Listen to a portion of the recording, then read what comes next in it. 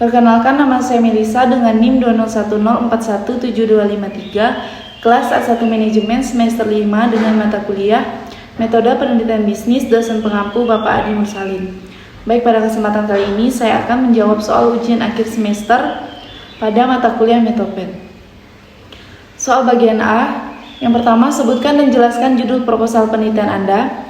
Jawab, judul penelitian saya yaitu pengaruh sumber daya manusia terhadap peningkatan kinerja karyawan PT Ani Barekop di Kabupaten Landak. Yang kedua, jelaskan bagaimana Anda menetapkan judul proposal penelitian Anda. Kinerja karyawan merupakan hal penting dalam meningkatkan produktivitas karyawan tersebut. Dalam meningkatkan kinerja karyawan, perusahaan harus dapat mengetahui faktor-faktor yang dapat mempengaruhi kinerja. Faktor-faktor tersebut diantaranya adalah pelatihan dan motivasi terhadap karyawan. Dengan meningkatkan kinerja karyawan, maka perusahaan akan menjadi lebih baik lagi. Berhasil tidaknya kinerja yang dicapai organisasi tersebut dipengaruhi kinerja karyawan secara individual maupun kelompok. Dengan asumsi semakin baik kinerja karyawan, maka semakin baik kinerja organisasi. Oleh sebab itu, penelitian ini dilakukan untuk meneliti lebih lanjut tentang pengaruh program sumber daya manusia terhadap peningkatan kinerja karyawan PT Ani Barekop di Kabupaten Landak. Yang ketiga, jelaskan latar belakang penelitian Anda dan jelaskan juga apa yang dimaksud dengan latar belakang. Jawab, perkembangan organisasi di antara globalisasi yang semakin pesat membuat persaingan dalam suatu organisasi pun semakin ketat. Untuk bisa bertahan, suatu organisasi harus memiliki kemampuan dan keunggulan agar memiliki daya saing yang tinggi. Dewasa ini, banyak organisasi yang kian menyadari bahwa unsur manusia merupakan unsur yang dapat memberikan keunggulan karena memiliki bakat, tenaga, dan kreativitas yang sangat dibutuhkan oleh organisasi untuk mencapai tujuannya. Menurut Mangkunegara, kinerja merupakan hasil kerja kualitas dan kuantitas yang dicapai oleh seorang karyawan dalam melaksanakan tugasnya sesuai dengan tanggung jawab yang diberikan kepadanya. Berdasarkan penjelasan di atas, maka motivasi penulis melakukan penelitian ini adalah ingin meneliti dan membuktikan apakah performa dapat ditingkatkan dengan human resource management dan learning organization. Latar belakang masalah yaitu adalah berisi tentang sejarah dan peristiwa-peristiwa yang sedang terjadi pada suatu proyek penelitian. Tetapi dalam peristiwa itu nampak adanya penyimpangan-penyimpangan dari standar yang ada, baik standar keilmuan maupun aturan-aturan. Dalam latar belakang ini, peneliti harus melakukan analisis masalah sehingga permasalahan menjadi jelas. Melalui analisis masalah, peneliti harus dapat menunjukkan adanya suatu penyimpangan dan menulis mengapa hal itu perlu diteliti. Yang keempat, dari judul penelitian Anda di atas, coba Anda rumuskan permasalahan Anda dan ada berapa pertanyaan penelitian yang Anda buat. Jawab, rumusan masalah yaitu apakah ada pengaruh program sumber daya manusia terhadap peningkatan kinerja karyawan PT Ani Barekop di Kabupaten Landak. Pertanyaan yang saya buat hanya satu karena rumusan masalah saya hanya satu. Yang kelima, apa tujuan dari penelitian yang Anda lakukan? Jawab, berdasarkan latar belakang dan rumusan masalah yang ada, maka penelitian ini dilakukan dengan tujuan untuk mengetahui pengaruh program sumber daya manusia terhadap peningkatan kinerja karyawan PT Ani Barekop di Kabupaten Landak.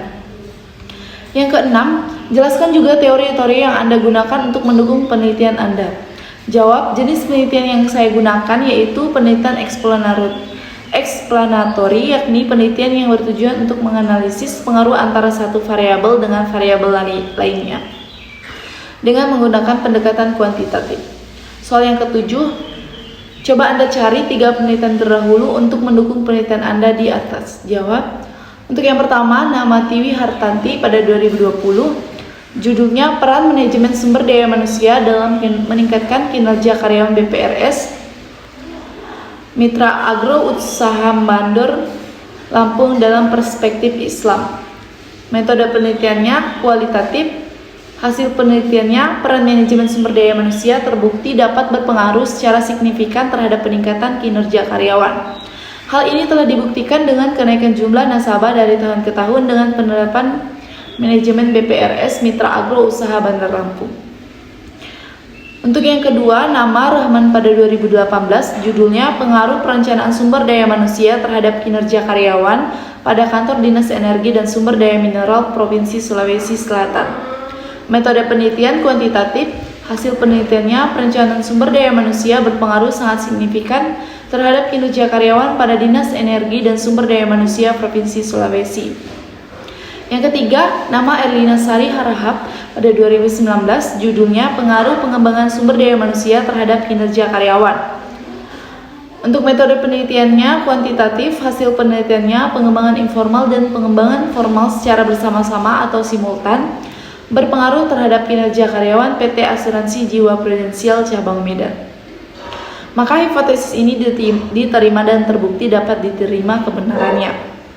Yang soal yang ke-8 berdasarkan judul di atas, coba Anda buat dan jelaskan kerangka berpikir Anda. Jawab untuk sumber daya manusia dengan variabel X, di mana yang pertama perencanaan sumber daya manusia, perangkutan, pelatihan dan pengembangan, kompensasi, manajemen kinerja, hubungan antar karyawan, dan untuk kinerja karyawan dengan variabel Y, di mana kualitas, kuantitas, ketepatan waktu, kemandirian, efektivitas, komitmen kerja. Untuk soal yang ke-9, berdasarkan kerangka berpikir yang Anda buat, coba Anda rumuskan hipotesis Anda jika ada hipotesis. Jawab, adapun hipotesis yang Anda ajukan dalam penelitian ini berdasarkan rumusan masalah dan uraian di atas, yaitu diduga sumber daya manusia berpengaruh positif dan signifikan terhadap peningkatan kinerja karyawan pada PT Ani Barekop di Kabupaten Landak.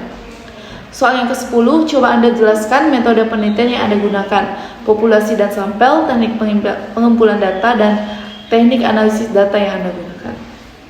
Jawab, untuk populasi, di mana populasi penelitian adalah seluruh individu yang akan dikenai sasaran generasi dari sampel yang diambil dalam suatu penelitian. Populasi dalam penelitian ini adalah karyawan pada kantor PT Ani Barekop di Kabupaten Landak.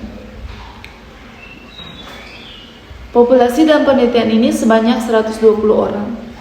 Untuk yang kedua, sampel, di mana jika jumlah populasi kurang dari 100 orang, maka jumlah sampelnya diambil secara keseluruhan. Tetapi jika populasinya lebih besar dari 100, maka diambil 20% sampai 25% dari jumlah populasinya. Untuk teknik pengumpulan datanya atau pengambilan data, untuk memperoleh data yang serta keterangan yang diperlukan, maka teknik pengumpulan data yang digunakan dalam penelitian ini adalah yang pertama observasi, di mana itu teknik pengumpulan data di mana peneliti terlibat langsung untuk mengamati pengaruh hubungan kerjasama antara pada faktor PT Ani Barekop di Kabupaten Landak. Yang kedua, kuesioner, di mana teknik pengumpulan data yang dilakukan melalui penyebaran kuesioner kepada responden yang dijadikan sampel pada penelitian ini.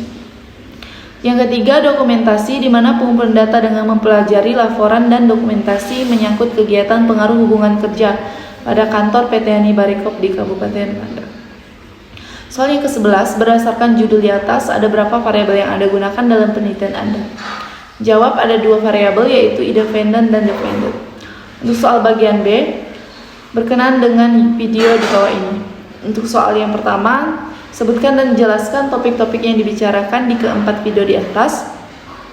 Soal yang kedua, sebutkan nama-nama pembicara di keempat video di atas. Yang ketiga, jelaskan apa yang dijelaskan oleh masing-masing pembicara di keempat video di atas. Dan yang keempat, manfaat dan pelajaran apa yang Anda peroleh dari menonton keempat video di atas. Jawab, video pertama yang dengan pembicara Profesor Dr. Insinyur Bambang Juanda, MSI, dengan topik metodologi penelitian.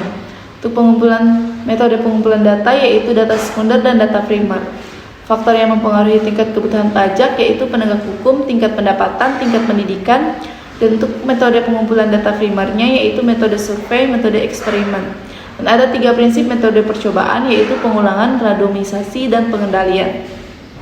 Lingkungan hasil penelitian dari 3 faktor yang sudah dilakukan, maka diperoleh: yang pertama, semakin tinggi tingkat pendapatan wajib pajak, maka semakin rendah tingkat kepatuhan. Yang kedua, semakin tinggi dendanya, semakin tinggi pula tingkat kepatuhannya. Yang ketiga, jika pemeriksaan makin keras, maka semakin tinggi tingkat kepatuhannya. Manfaat, kita dapat mengetahui tentang metodologi penelitian, di mana variabel-variabel dalam skripsi manajemen sumber daya manusia dengan variabel-variabel penelitian dalam manajemen pemasaran, dan contoh judul skripsi jurusan manajemen keuangan. Di video kedua dengan pembicara Timotius Doha, Topik-topik yang dijelaskan yaitu daftar nama-nama variabel skripsi manajemen sumber daya manusia. Dengan penjelasannya di mana terkadang dalam memilih judul, terserah topik yang akan diteliti biasanya dikenal dengan istilah variabel baik, variabel bebas maupun variabel terikat. Kehadiran variabel di tengah-tengah redaksi judul sebagai cara menunjukkan identitas penelitian yang akan diteliti oleh seorang peneliti. Manfaat yang diperoleh dari video ini, di mana penelitian kuantitatif yang paling penting adalah untuk menunjang proses penelitian karena variabel akan menentukan alat serta teknik analisis data yang digunakan. Variabel juga mempengaruhi kerangka teoritis suatu penelitian dan digunakan untuk menguji hipotesis penelitian. Untuk pembicara yang ketiga dengan Timotius Doha tentang variabel-variabel penelitian dalam manajemen pemasaran. Ada 6 fokus utama dalam pembagian variabel yaitu product, price, place, promotion, market strategy, people of opinion.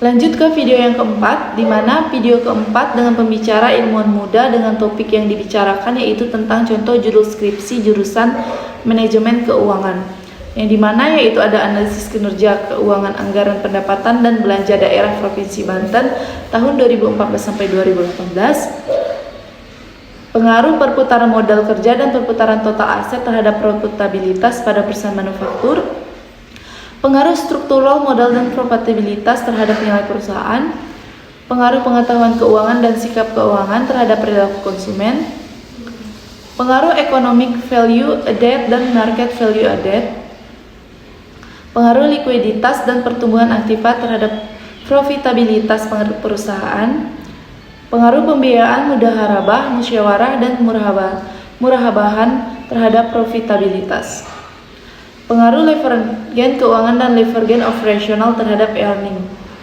pengaruh rasio profitabilitas dan utang, dan yang terakhir pengaruh deto aset batu dan debit to equity ratio. Untuk soal bagian C, yaitu sebutkan tugas-tugas yang sudah Anda kerjakan selama Anda mengikuti kuliah metode penelitian bisnis. Yang pertama, tugas ringkas yaitu bab 2, 3, 4, dan 5. Yang kedua, komen video Methopen di IG. Yang keempat, tugas struktur buat skripsi dari bab 1 dan bab 3. Sekian dari saya ucapkan terima kasih.